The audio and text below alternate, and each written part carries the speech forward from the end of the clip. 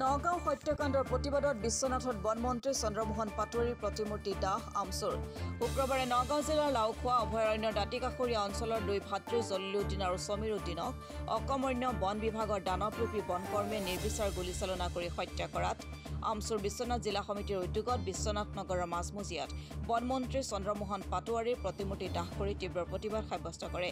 প্ৰতিবাদকাৰীয়ে বনমন্ত্ৰী চন্দ্ৰমোহন পাটোৱাৰী মুৰ্দাবাদ, অসম চৰকাৰ মুৰ্দাবাদ, অসম চৰকাৰ হাই হাই আদি বিভিন্ন শ্লোগানেৰে প্ৰতিবাদ উত্তাল কৰি তোলে। আমচুৰে বনমন্ত্ৰী চন্দ্ৰমোহন পাটোৱাৰীৰ প্ৰতিমূৰ্তি দাহৰ পিছত আমচুৰ কেন্দ্ৰীয় সমিতিৰ সহকাৰী সাধাৰণ সম্পাদক উদ্দচ আলী চৰকাৰে সংবাদ মাধ্যমৰ আগত মন্তব্য কৰি কয় যে এই হত্যাকাণ্ড সংঘটিত কৰা বনকৰ্মীকে চৰকাৰী চাকৰিৰ পৰা বৰ্খাস্ত কৰি দৃষ্টান্তমূলক শাস্তি প্ৰদান কৰাৰ লগতে নিহত দুই ভাতৃৰ পৰিয়ালক 10 লাখকৈ টকা এককালীন সাহায্য প্ৰদান কৰাৰ বাবে দাবী উত্থাপন কৰে। দুই ভাতৃৰ হত্যাকাৰীক উপযুক্ত শাস্তি প্ৰদান নকৰিলে পৰৱৰ্তী সময়ত আমচুৱে তীব্ৰ গণতান্ত্ৰিক আন্দোলন গঢ়ি তোলাৰ হুংকাৰ প্ৰদান কৰে। বন বিভাগ অসম চৰকাৰ হয় অসম চৰকাৰ ভুক্ত ঘূৰিৰ পৰিয়াল ন্যায্য পৰিমাণে খাদ্য প্ৰদান কৰাত অসম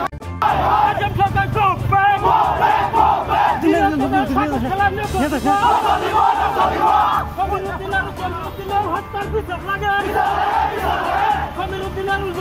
হত্যাৰ পিছত লাগে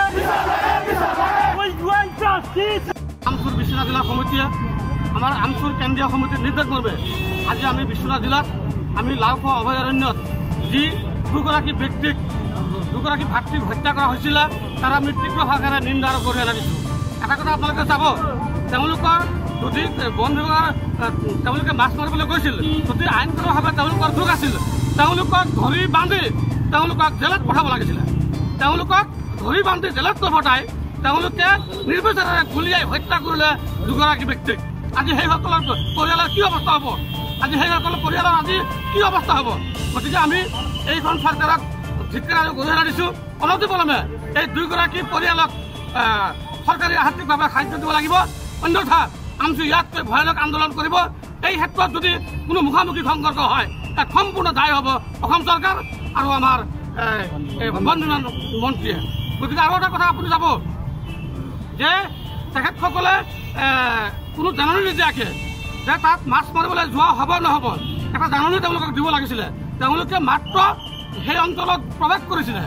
প্ৰৱেশ কৰাত তেওঁলোকে দোষী নিদোষীয়ে সেইটো তেওঁলোকে বিবেচনা নকৰিলে।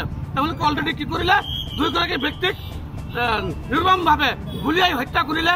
গতিকে এই কথাটো আমি স্পষ্টভাৱে পুনৰ কৈছোঁ, যদি এইসকল পৰিয়ালে উপযুক্তভাৱে ন্যায় নাপায় তো অনাগত দিনত আমচু ইয়াতকৈ আৰু ভয়ানক আন্দোলন কৰিব।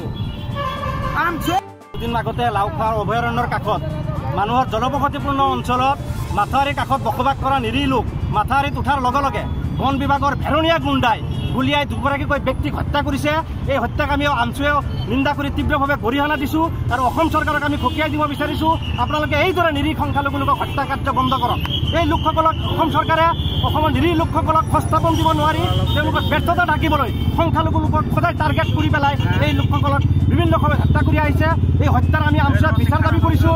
এক ন্যায় পৰ্যায়ৰ তদন্তৰ জৰিয়তে তদন্ত কৰি পেলাই আমাৰ এই দোষীসকলক শাস্তি প্ৰদান কৰিব লাগে অতি সোনকালে। 24 ঘণ্টাৰ ভিতৰত যি কেইগৰাকী বনৰক্ষী বাহিনীৰ ভেৰণীয়া গুণ্ডাই এই দুগৰাকীকৈ নিৰীহ ব্যক্তিক হত্যা কৰিলে সেই ব্যক্তিগত 24 ঘণ্টাৰ ভিতৰত পৰাস্ত কৰিবলৈ আমি দাবী জনাইছোঁ। লগতে ব্যৰ্থ বনমন্ত্ৰী চন্দ্ৰমোহন পাটোৱাৰী ডাঙৰীয়া তেখেতৰ বিভাগ চলাব পৰা নাই, তেখেতৰ বাহিনীক তেখেত কণ্ট্ৰল কৰিব পৰা নাই, তেখেতক আমি অনতিপলমে পদত্যাগৰ দাবী জনাইছোঁ। অন্যথা মুখ্যমন্ত্ৰী মহোদয়ক আমি আহ্বান জনাইছোঁ, আপুনি আপোনাৰ ব্যৰ্থ বনমন্ত্ৰীক বহিষ্কাৰ কৰি আপুনি তেওঁৰ জেগাত বেলেগ এগৰাকী যোগ্য ব্যক্তিক নিয়োগ কৰি পেলাই আপুনি বন বিভাগ চলোৱাৰ কাৰণে আমি আপোনাক সকীয়াই দিছোঁ। অনাগত দিনত সংখ্যালঘুৰ নিৰীহ সংখ্যালঘুৰ ওপৰত এই ধৰণৰ অত্যাচাৰ বন্ধ কৰাৰ কাৰণে অসম চৰকাৰক সকীয়াই দিছোঁ। পৰৱৰ্তী সময়ত যদি এই ধৰণৰ আমাৰ নিৰীহ সংখ্যালঘু নিৰীহ লোকৰ ওপৰত অত্যাচাৰ চলি থাকে আমচুৱে ইয়াতকৈ আৰু জংগী আন্দোলনৰ কাৰ্যসূচী কৰি তুলিবলৈ বাধ্য থাকিব।